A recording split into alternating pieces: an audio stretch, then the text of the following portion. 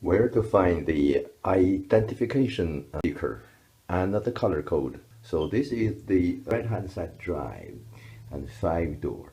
So the sticker is at the driver's door. If it's a 3-door, and it's going to be on the driver's door. For this 5-door is on the rear door of this driver's side. So the sticker is located just here.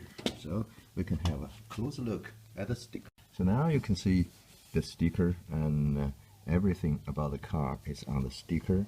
I think that's the chassis number, and the color code is here. You see this? This is CTR, and I think it's a C for the color, and the TR could be for the trim level, that number, and before the slash is the 3-digit number. It's 211. So this is the color code of the car, C/TR, and the first code is the color code. Second could be the trim code.